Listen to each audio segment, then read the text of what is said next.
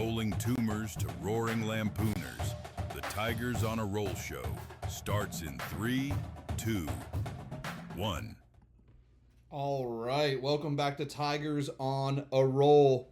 So right now, the state of Auburn affairs, we're looking at a program that's living in a bifurcated reality.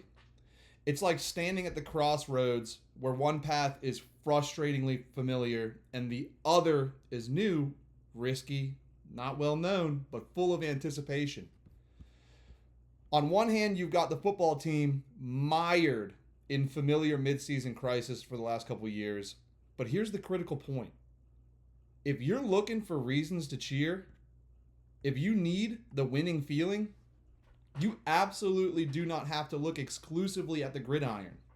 We have the highly anticipated men's basketball season coming up, a new era under Stephen Pearl, and critically numerous what I call Olympic sports, but the secondary sports that aren't necessarily the big three moneymakers. And those are important as an Auburn fan to support just as anything else. Volleyball is a big one right now, and they're on an absolute heater, delivering championship level results. And where we have to start right now, of course, as an Auburn pod, is Auburn football. Currently standing at 3-2 with a discouraging 0-2 record in SEC play, really close losses. But that puts us under Hugh Freeze, under some scrutiny nationally. And frankly, it's why we've slipped to number 12 in the SEC rankings, above teams that are losing to Memphis and ones that don't have quarterbacks. But that's another story. But there's two critical issues right here with the Auburn football team, and it's a failure to capitalize on offense and a defense that's playing championship level football. And it is a misuse of our team's most efficient running attack. We have studs at wide receiver, but our running backs are incredible. That loss to A&M was frustrating. It was a tight game on paper, but the core problem is that our defense again played great, and our offense just could not pull out a victory, could not get what we needed done on the field. Yeah, sure, it's an away game and it's tough, but we have got to turn that corner and win those games. Under high pressure in conference games, we need to win those. The offense is just frequently underwhelming. Really underwhelming. 1 total yard or something like that in the fourth quarter is absolutely terrible, and a lack of discipline across the board. We have 69 yards average in penalties, and across 5 contests, that is just terrible with close losses. That is going to be the backbreaker every single time. And we have got a very unfavorable down and distance to start every drive, it seems, and it is getting really frustrating as an Auburn fan. And I understand that. But Hugh Freeze lives on these solo stats. He loves to see a running back, mind you, if they had 10 carries. He's like, oh, he averaged 6 yards. Great. We're like 100% in red zone efficiency. Great. We have not been able to pull it all together, and it is frustrating. But I'll tell you what, there is hope. And unfortunately, Georgia is our next big litmus test. Close ones on the road in the SEC are hard to stomach.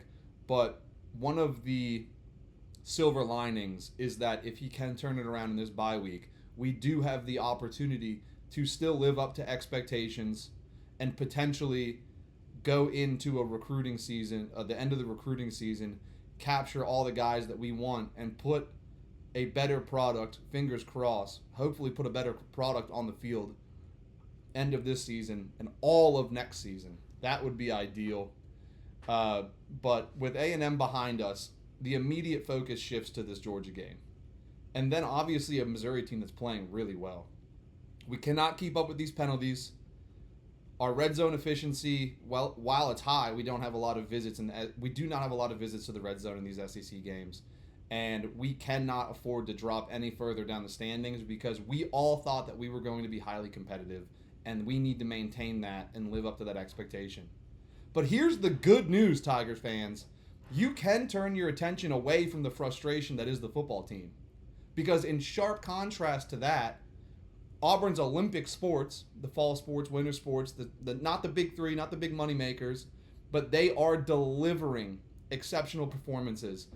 And that, I think, is something that is so underappreciated as Auburn fans that we need to start tuning in and giving the respect them the respect that they deserve, because they are living up to Auburn's athletic excellence expectation. It is great.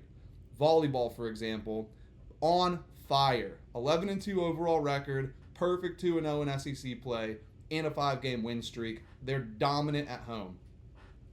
Their success right now is anchored by their elite defense. It is superior. It's generating 3.33-ish blocks per set, which is incredible. I think that's doubling up on our opponents, which that is a winning recipe. And I'm not going to sit here and act like I know everything about volleyball, but you can tune into those games. You know, ESPN, Hulu, whatever they're on, you can tune into them and you can be proud of them. They wear the orange and blue just like everyone else. And, you know, if you're disappointed on a Saturday, well, guess what? Tune in on a Wednesday and go watch that volleyball team win. We just swept Alabama, you know, War Eagle to that. And, you know, there's better ways to direct your energy than getting on Twitter, X, and smashing the AD and the coach and the coaching staff and the players and talking smack to recruits and things like that. I can't stand that as an Auburn fan. I think that is embarrassing.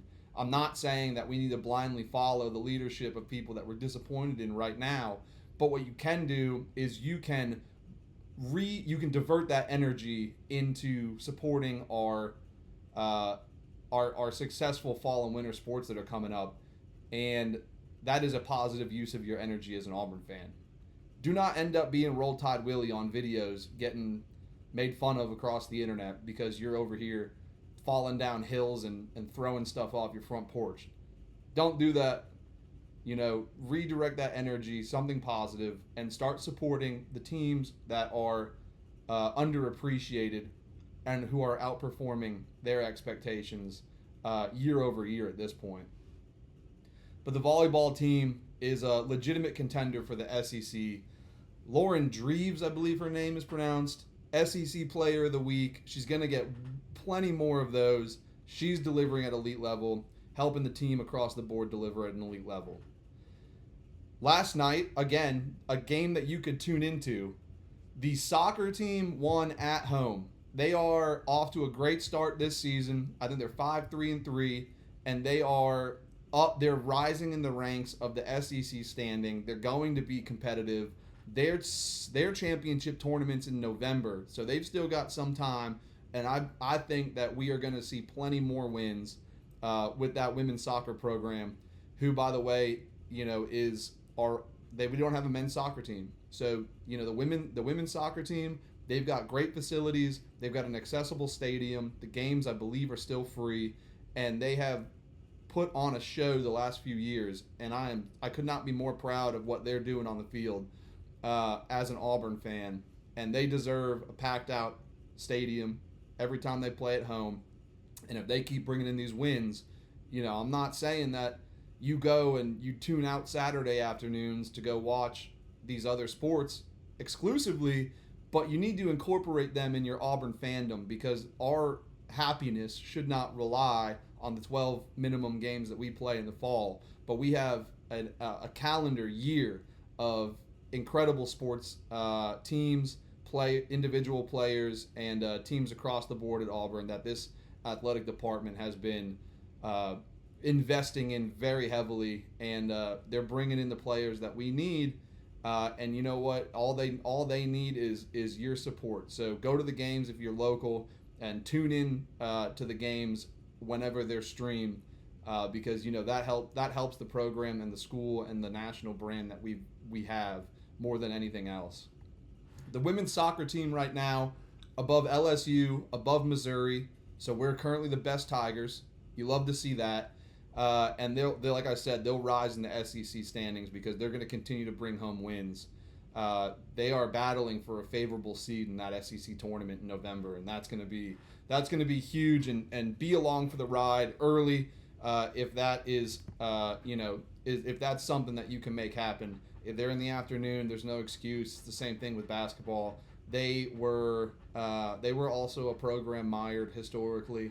But it is time to give them undivided attention, because they're putting a product on the field that you can be proud of. And the swim and dive team, that's one that really never has been mired as far as I'm concerned. They are generational talents. We've hung a lot of banners in that facility, and those folks are producing Olympic talent. I think that we had, I can't remember off the top of my head, but we had like half a dozen athletes just in swim and dive go to Olympic trials for the last Summer Olympics that were held, and that is certainly something to be proud of, because they come back to campus and they continue to swim for the Tigers, and they are putting a product in the pool that you can also you can stream those as well.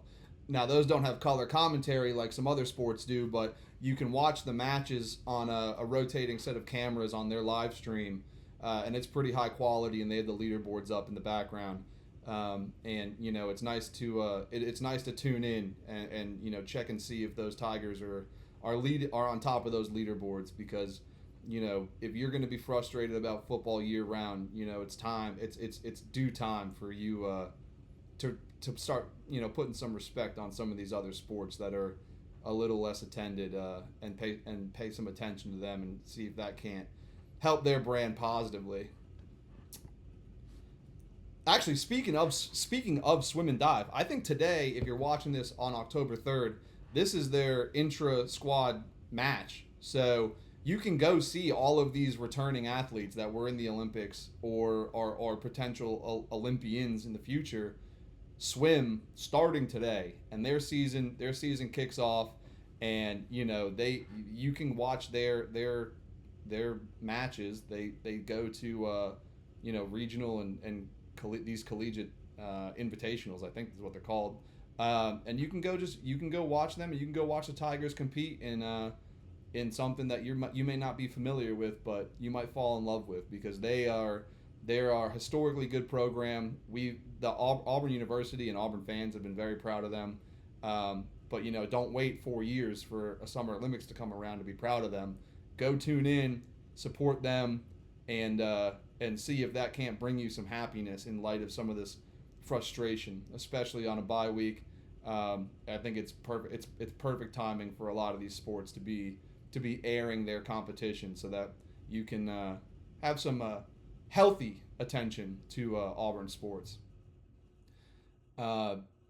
The swim and dive team. Speaking of Olympians, Nate Stoffel, 8-time All-American, program record holder. Danny Schmidt, I believe, also went to those trials. He was a 6-time NCAA championship, or we brought back 6-time NCAA championship qualifiers. He was one of them. All-Americans all over the place in that pool. And they are another program that I think is going to be national contender, and definitely keep track of those results through the winter seasons. The narrative across Auburn athletics is definitely a stark contrast right now. And the evidence of that is on the football field. But turn your attention away from some of those internal errors that they're trying to fix, and start putting some healthy attention on some of these other sports that are definitely delivering for Auburn fans. The success of our other sports is necessary to keep the entire athletic department afloat, and definitely bring that attention to the national brand. Solely, if anything else, because football just hasn't really been able to do it recently. But they all go hand. They work together. They all go hand in hand, and that needs to be something that is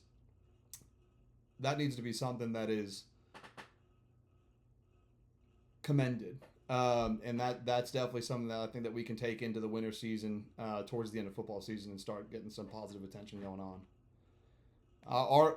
In the chat, I appreciate you. I appreciate you for commenting. R.I.P. Bruce. I hope that he enjoys his retirement. I think Stephen Pearl. Actually, we're going to do an episode on this next week. I think the program's in pretty good hands with Stephen Pearl. And if you have been tuned into the basketball program, we the pro day, the team met after the pro day, and they came out and said that no one's going to be transferring. And with our elite underclassmen and some of these guys that we've brought in recently, keeping that team together is going to build even more momentum. I'm not saying that they're going to go to the Final Four again, but they're certainly going to be, again, they're going to be contenders, and they certainly deserve some respect put on their name. And as an Auburn fan, I definitely expect everyone to be tuning in and keeping up with them while that comes around. And you know what? This is going to be another thing too that I want to point out. And this is another underappreciated asset of Auburn athletics. And it's obviously not necessarily their Division I team. And I think it's actually through the rec center. But like these club teams that we have, you can live stream some of these club sporting events on Weagle. And the more viewers that these events have, if you can't make it in person, it benefits the team itself. It gets exposure, and exposure eventually leads to donations and money and fundraising and all these other things. And it gives them the opportunity to compete. There are so many sports on campus that people only care about, at the end of the season when they're playing in the championship. Golf is a great example. Golf has been a $20-something million facility. Golf has been a high-performing sport for the last few seasons. National champions, SEC champions, but they play regularly. Like, this is the thing that people are not putting the respect on these names, and they're only over here focused on football, and they're getting all depressed because the football team is muddied up, as Hugh likes to say on play calling. But like the waters are a little murky on that, and they're a little depressing. But what you can do is you can go and you can tune into some of these other sports that you don't think about all the time, and you can start paying some closer attention to them and be proud of the product that they're putting out, wearing the orange and blue with an AU on their chest. Off the top of my head, I know we've got the best singles women tennis player in the country. Equestrian is always competing for national championships. Baseball, absolutely epic run. They're gonna start playing relatively soon. Soccer's in the midst of their season. Swim and dive is happening. You can stream those games. And the point of this entire pod is we all need to get more familiar with a lot of our high performing Auburn athletic our Auburn athletes, athletics, and the teams that they're putting out, because they are real contenders. And it is something that I think is underappreciated, and they are certainly something that can bring us Auburn fans some hope and joy, and see if the football team can figure it out. If they can't figure it out this year, I fear that we're going to go into another dark period for a couple years. I really hope that doesn't happen.